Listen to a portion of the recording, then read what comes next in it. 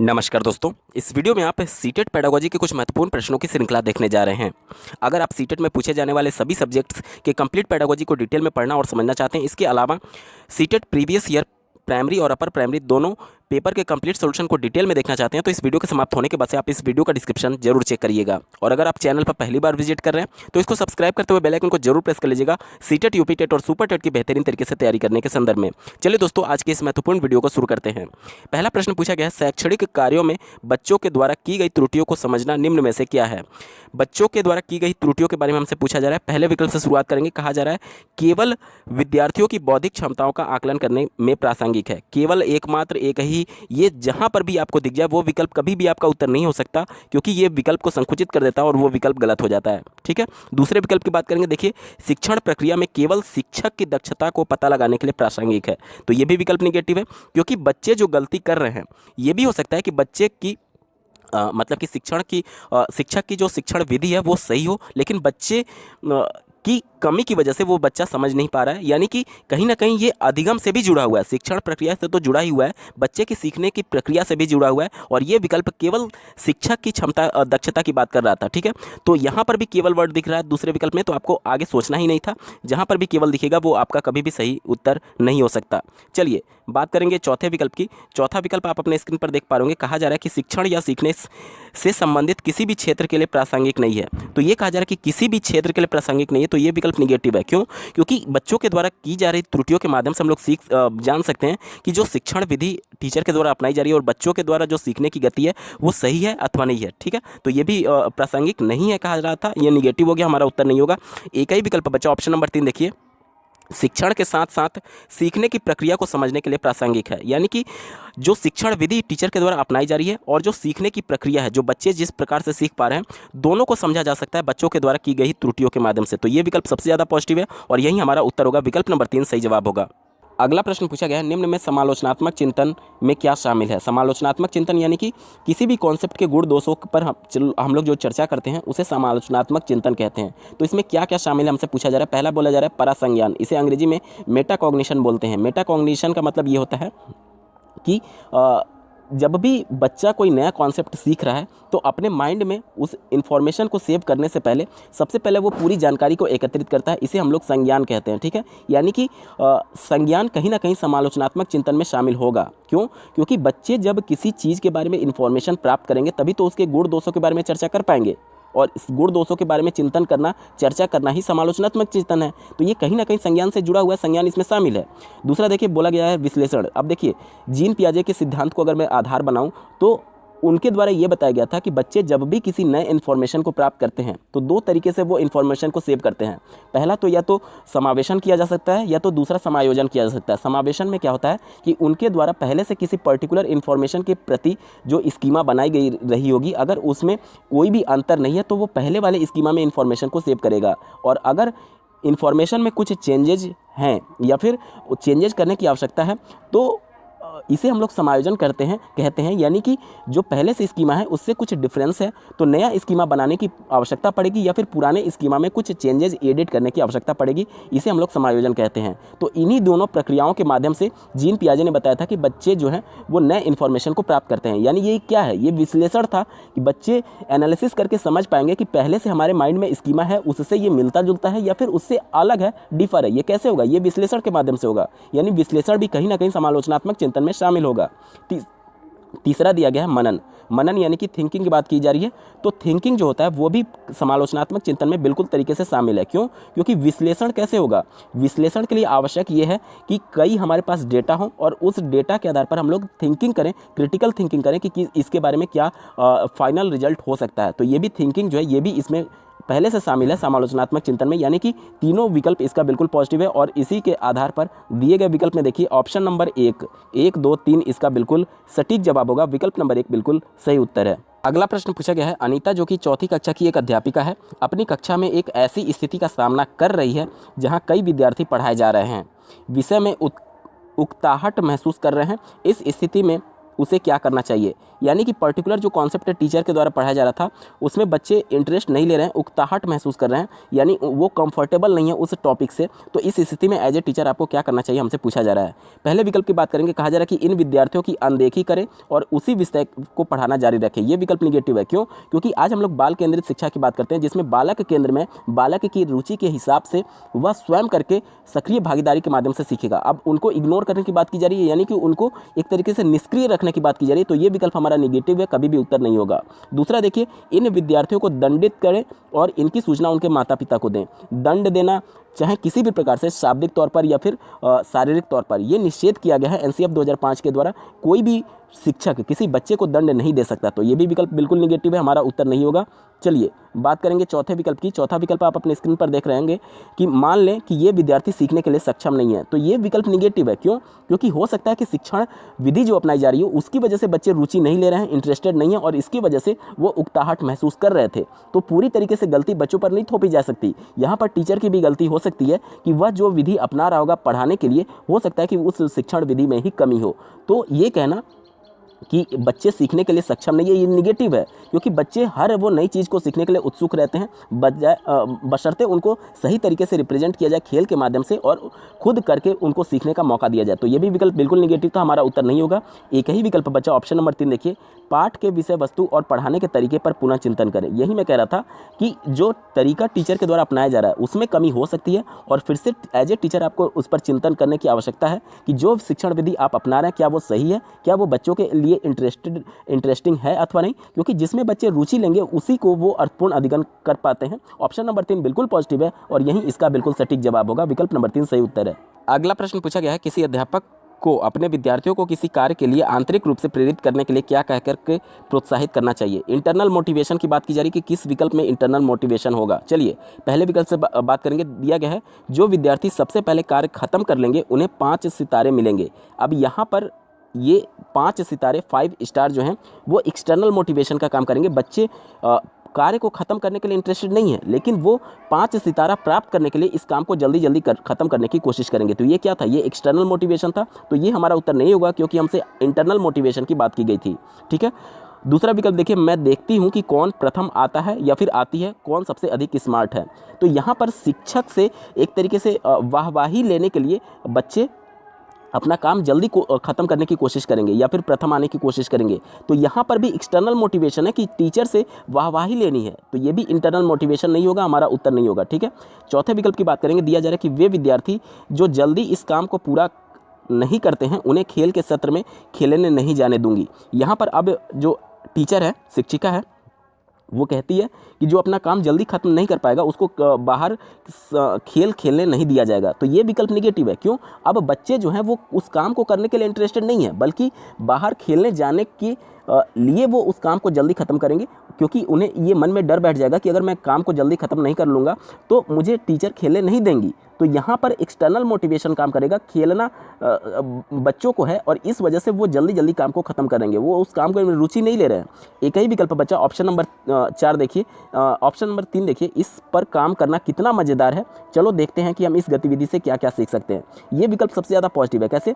अब जब बच्चों को आप इस प्रकार से बोलेंगे तो इसमें क्या होगा कि बच्चे रुचि लेंगे कि आखिर कौन सी नई चीज़ एज ए टीचर आप उनको पढ़ाने जा रहे हैं। तो उसमें जब बच्चे उत्सुकता रहती है तो उसके वजह से उसमें रुचि आएगी और रुचि की वजह से इंटरनल मोटिवेशन जनरेट होगा और इंटरनल मोटिवेशन की वजह से जो बच्चे का अधिगम होता है वो अर्थपूर्ण होता है। तो ऑप्शन नंबर 3 में इंटरनल मोटिवेशन है, यही हमारा बिल्कुल सटीक जवाब होगा। विकल्प नंबर 3 सही उत्तर है। अगला प्रश्न पूछा गया है, सीखने की गति किस पर निर्भर करती है। पहला विकल्प दिया गया है, पूरी तरह से व्यक्तिगत कारणों पर। पूरी तरीके से, केवल, एकमात्र, यही, ये सभी जो वर्ड हैं वो पर्टिकुलर किसी एक ही कारक को केवल उत्तरदायी बताते हैं, इस वजह से ये संकुचित हो जाते हैं। केवल, एकमात्र, एक ही, पर ही, पूरी तरीके से, ये सभी वर्ड हमेशा संकुचित होते हैं, निगेटिव सेंस लेते हैं, इस वजह से ये कभी भी हमारा उत्तर नहीं होगा। पहला विकल्प गलत हो गया। दूसरा देखिए, कहा जा रहा है कि पूरी तरह से पर्यावरणीय कारकों पर निर्भर करते हैं। तो यहाँ पर देखिए केवल पर्यावरण को रिस्पॉन्सिबल बताया जा रहा था और पहले विकल्प में केवल व्यक्तिगत कारण को रिस्पॉन्सिबल बताया जा रहा था। तो ये केवल एक पक्ष को दिखाया जा रहा है, जबकि ये दोनों पर निर्भर करता है। व्यक्तिगत कारण पर निर्भर करेगा ही करेगा, साथ ही पर्यावरणीय कारक पर भी निर्भर करेगा। तो इस वजह से ये संकुचित हो गया क्योंकि ये केवल पर्यावरणीय कारक की बात कर रहा था। ऑप्शन नंबर 2 बिल्कुल निगेटिव है।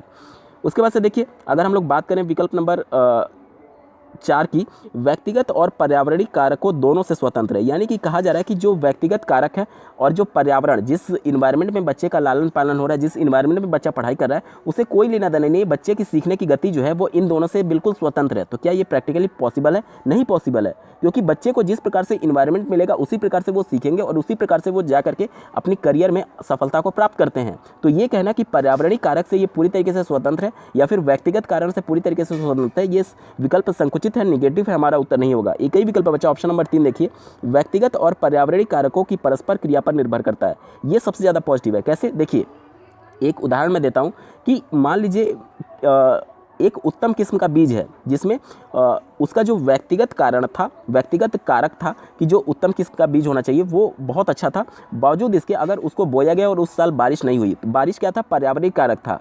तो भले ही कितने उत्तम किस्म का बीज क्यों ना हो, पर्यावरणीय कारक एब्सेंस की कंडीशन में या फिर नहीं होने की कंडीशन में, बारिश नहीं होने की कंडीशन में उस साल फसल अच्छी नहीं होगी, या फिर बहुत अच्छी बारिश हो गई मान लीजिए, लेकिन फसल का बीज जो था वो उत्तम किस्म का नहीं था, तो भी फसल बहुत अच्छी नहीं होगी। यानी कि दोनों रिस्पॉन्सिबल हैं और दोनों ही बहुत इंपॉर्टेंट हैं सीखने की गति के लिए या फिर एक तरीके से विकास के लिए। तो ऑप्शन नंबर 3 बिल्कुल पॉजिटिव है और यही हमारा बिल्कुल सटीक जवाब होगा। विकल्प नंबर 3 सही उत्तर है। अगला प्रश्न पूछा गया है, प्रवाह, विस्तारीकरण और लचीलापन निम्न में से किसके लक्षण हैं? तो ये सभी सृजनात्मकता के लक्षण हैं। विकल्प नंबर 3 इसका बिल्कुल पॉजिटिव उत्तर होगा।